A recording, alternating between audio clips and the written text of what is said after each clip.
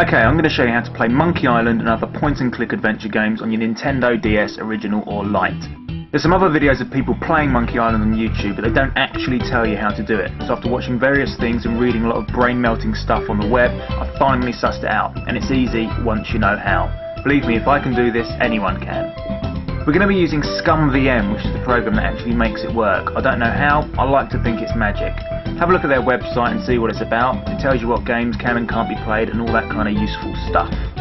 You're going to have to part with some money to do this, but it's not too much and it's well worth it.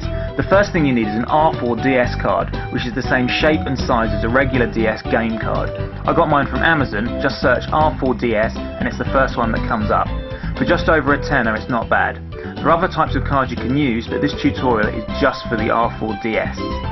The next thing you need is a SanDisk micro SD card, also called a Transflash TF card. There's loads on eBay and you can get a 2 gig one for just over a £5. Once you've ordered them, all you've got to do is wait for the postman.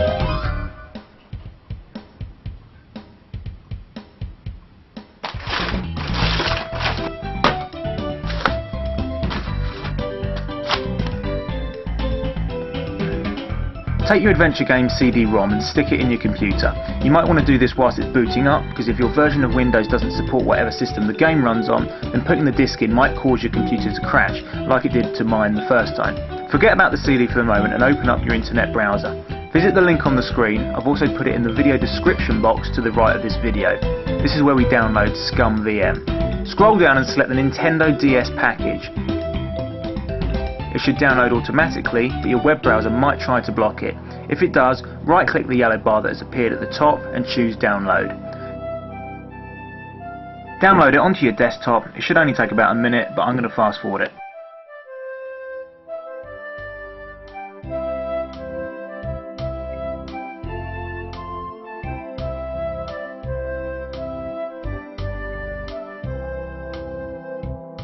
Now that's downloaded, we have to download some ROMs, or whatever they are, for the card to work. Visit the web link on the screen. This too is in the description box. Scroll down and select the most recent kernel. It was 1.18 when I did it. Another window will open and you want to choose the English kernel, if you speak English. Click Download One and save it to your desktop. As before, it will take a couple of minutes, but I'm going to skip these. The packaging with your R4 DS card says it comes with a CD. The company no longer ship the CD with the card, but it just contains the things we're downloading now, so don't worry about it.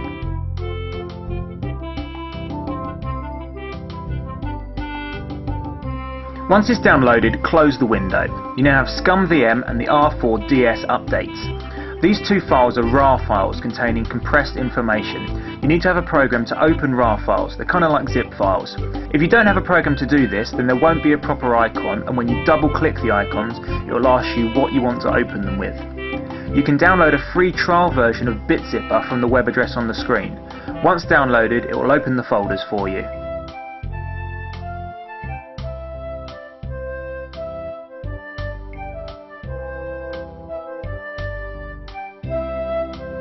I've already got BitZipper though, so I'm going to cancel the installation.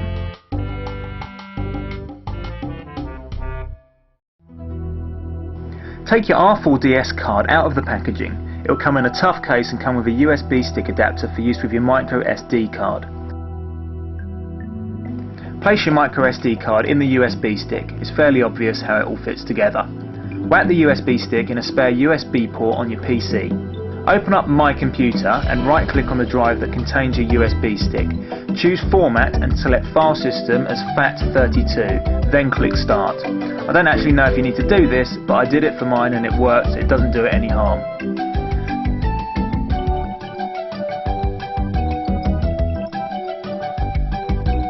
Next you need to create two folders on your desktop to contain the unzipped Scum and R4 DS files we've just downloaded.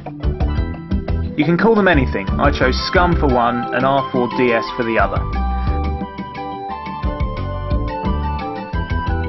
Next, double-click on the Scum icon you downloaded.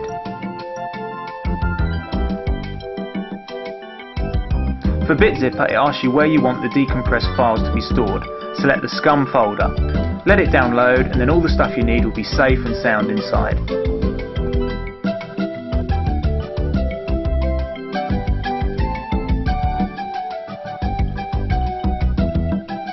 Do the same for the other thing we downloaded. I'm not sure if you have to create a folder to put them in for other unzipping programs, but this is what BitZipper likes.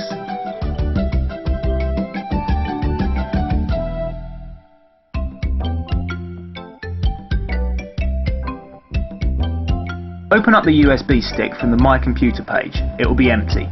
Open up the R4DS folder you just created and decompressed files into. Highlight all files within, and then right-click and copy. Paste the files onto your USB stick.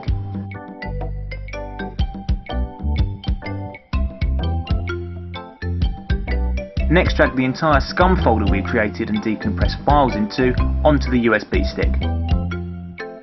On the My Computer page, right-click and select Open on the CD drive that contains your adventure game. Highlight and copy the entire game folder. My disk contains Monkey Island 1 and 2, so I'm going to copy both folders. Paste them directly onto the USB stick.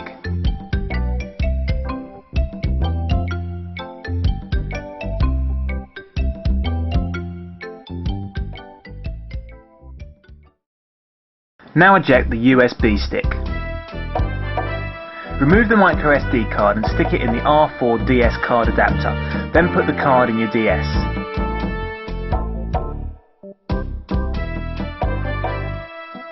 Turn the power on.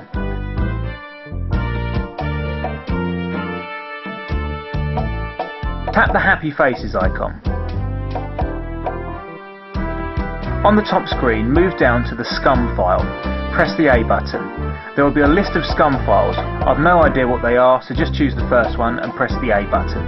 The bottom screen will do this. Now you're running the scum platform. Tap Add Game. Your adventure game should be in there. Tap the game and then choose OK. I'm going to add both Monkey Island games.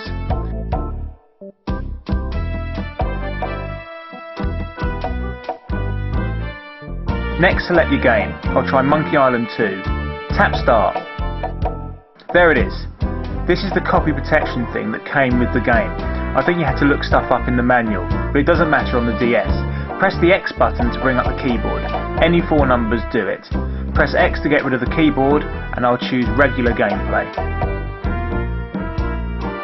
There he is. Monkey Island running on your DS. You can skip cutscenes with the B button.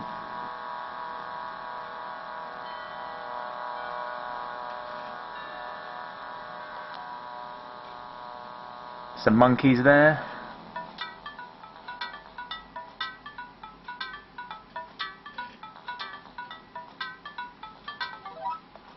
Skip all this.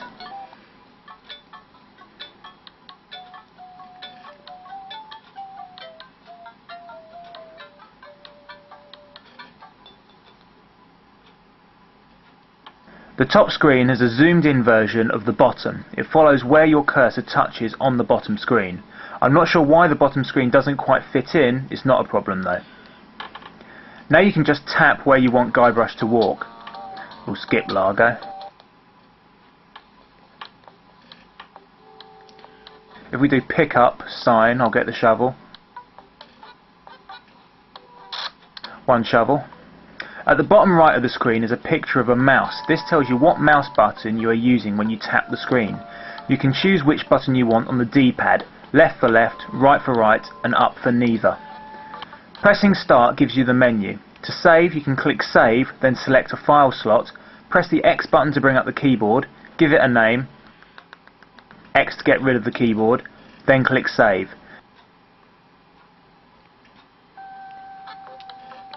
Use the menu to load your game when you restart the game.